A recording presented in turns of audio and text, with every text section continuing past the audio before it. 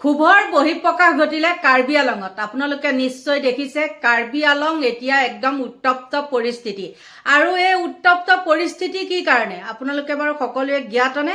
যোনসকলৰ জ্ঞাত তেওঁলোকে নাচালেই হ'ল, আৰু যিসকলে জ্ঞাত নহয় তেওঁলোকে চালেই হ'ল মোৰ ভিডিঅ'টো দেই। কাকো জোৰ জবজ কৰা নাই। গতিকে কথাটো আছিল এনেকুৱা, কাৰ্বি আলঙত তুলিৰাম ৰহাঙৰ বিৰুদ্ধে জনতাৰ ক্ষোভ তুঁহজুইৰ দৰে জ্বলি আছিলে। মানে বহুত দিন ধৰি তেওঁলোকৰ প্ৰতিবাদ হৈ আছিলে, কেইবাদিনো বহুত দিন নহয় আছিলে। আনকি বিজেপি কৰ্মীও কেইবাবাৰো তুলিৰাম ৰহাঙৰ বিৰুদ্ধে দুৰ্নীতিৰ বিৰুদ্ধে প্ৰতিবাদ কৰা দেখিবলৈ পাইছিলোঁ। তাৰপিছত কিন্তু কি হৈছিল জানেনে? হিমন্ত বিশ্ব শৰ্মাৰ ব্যৱসায়িক ঘনিষ্ঠ ATM হোৱাৰ বাবেই আজিলৈকে তুলিৰাম ৰহাঙৰ বিৰুদ্ধে কোনো ব্যৱস্থা গ্ৰহণ কৰা নাছিল, যাৰ পৰিণতিত আজি কাৰ্বি আলং নেপালৰ দৰে ভয়াৱহ পৰিস্থিতিৰ সৃষ্টি হোৱা আপোনালোকে নিজ চকুৰ আগতে দেখা পালে, নহয় জানো? গতিকে মই পলম নকৰি তাৰ দুটামান দৃশ্য আপোনালোকৰ ওচৰলৈ দাঙি ধৰিলোঁ, চাওক। আৰু সঁচাকৈ বহুত এইটো মানে বেয়া কথা হৈছে। আৰু আজি হৈছে তাত, কালি হ'ব আকৌ আমাৰ ইয়াত। এইবিলাক মানে কয় নহয় দেখাক দেখি। আৰু আচলতে কি হৈছে জানে? অতিষ্ঠ হৈছে মানুহ, অতিষ্ঠ। আৰু সেই অতিষ্ঠৰ ধৈৰ্যৰ বান্ধ ছিগি গৈছে। ছিগাৰ ফলতে এনেকুৱা এটা পৰিস্থিতিৰ সৃষ্টি হ'ল। গতিকে বন্ধু বান্ধৱীসকল, পলম নকৰি আপোনালোকে দুইটা সৰু সৰু ক্লিপ চাই লওক। অনা অসমীয়াক উচ্ছেদৰ দাবীত অগ্নিগৰ্ভ কাৰ্বি পাহাৰ।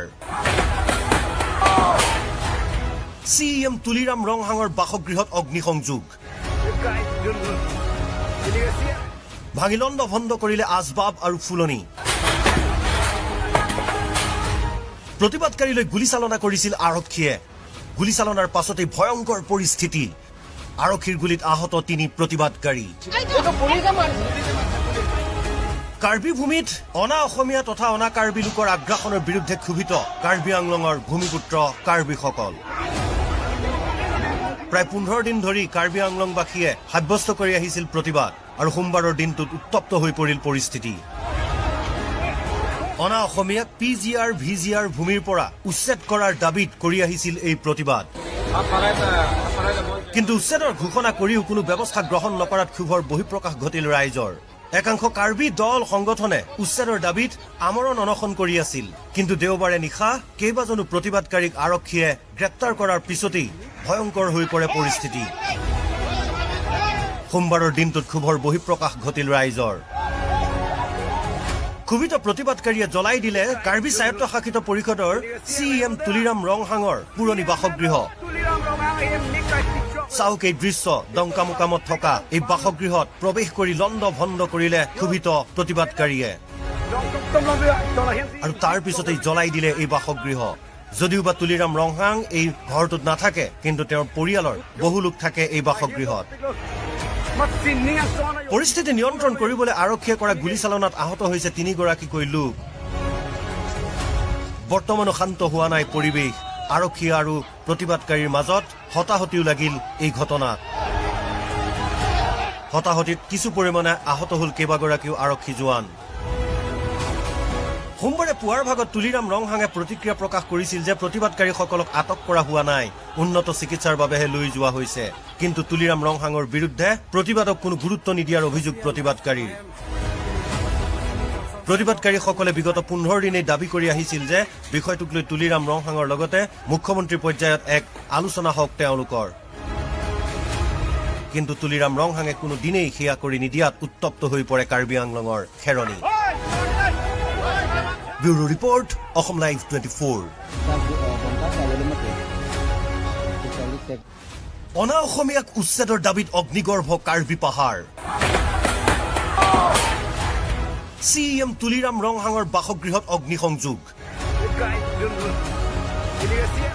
ভাঙিলণ্ড ভণ্ড কৰিলে আচবাব আৰু ফুলনি। প্ৰতিবাদকাৰীলৈ গুলীচালনা কৰিছিল আৰক্ষীয়ে। গুলীচালনাৰ পাছতেই ভয়ংকৰ পৰিস্থিতি। আৰক্ষীৰ গুলীত আহত 3 প্ৰতিবাদকাৰী। কাৰ্বি ভূমিত অনা অসমীয়া তথা অনা কাৰ্বি লোকৰ আগ্ৰাসনৰ বিৰুদ্ধে ক্ষোভিত কাৰ্বি আংলঙৰ ভূমিপুত্ৰ কাৰ্বিসকল। প্ৰায় 15 দিন ধৰি কাৰ্বি আংলংবাসীয়ে সাব্যস্ত কৰি আহিছিল প্ৰতিবাদ, আৰু সোমবাৰৰ দিনটোত উত্তপ্ত হৈ পৰিল পৰিস্থিতি। অনা অসমীয়াক PGR VGR ভূমিৰ পৰা উচ্ছেদ কৰাৰ দাবীত কৰি আহিছিল এই প্ৰতিবাদ। কিন্তু উচ্ছেদৰ ঘোষণা কৰিও কোনো ব্যৱস্থা গ্ৰহণ নকৰাত ক্ষোভৰ বহিঃপ্ৰকাশ ঘটিল ৰাইজৰ। একাংশ কাৰ্বি দল সংগঠনে উচ্ছেদৰ দাবীত আমৰণ অনশন কৰি আছিল।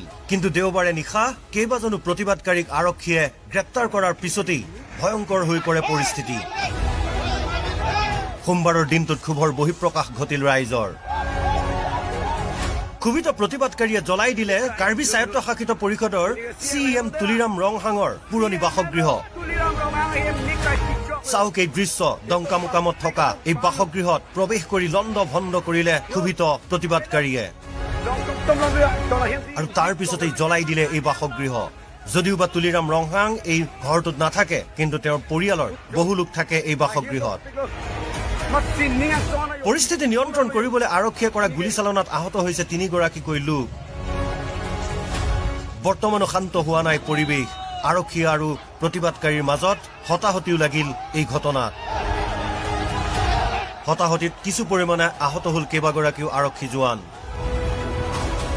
সোমবাৰে পুৱাৰ ভাগত তুলিৰাম ৰংহাঙে প্ৰতিক্ৰিয়া প্ৰকাশ কৰিছিল যে প্ৰতিবাদকাৰীসকলক আটক কৰা হোৱা নাই, উন্নত চিকিৎসাৰ বাবেহে লৈ যোৱা হৈছে। কিন্তু তুলিৰাম ৰংহাঙৰ বিৰুদ্ধে প্ৰতিবাদক কোনো গুৰুত্ব নিদিয়াৰ অভিযোগ প্ৰতিবাদকাৰীৰ।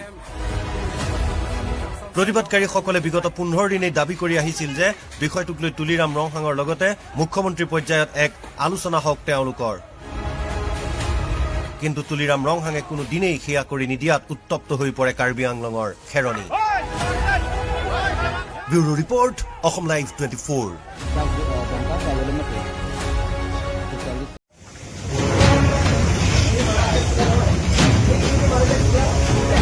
খঙৰ বহিঃপ্ৰকাশ নহয়নে? আৰু আপোনালোকে ভাবিছে নেকি যে আমাৰ ইয়াতো নহ'ব? কিন্তু অতি সোনকালে আমাৰ ইয়াতো হোৱাৰ সম্ভাৱনা আছে। কিয় ক'লো জানেনে? মানুহে বহুত ধৈৰ্য ধৰি আছে, বিশেষতে জুবিন গাৰ্গৰ ওপৰত। জুবিন গাৰ্গক লৈ পেলাই ন্যায় ক্ষেত্ৰত যিবিলাক হৈ আছে, এইবিলাক যে আমাৰ ইয়াতো নহ'ব তেনে কোনো মানা নাই। গতিকে বন্ধু বান্ধৱীসকল, আপোনালোকৰ পৰা লৈছোঁ বিদায়। Bye bye.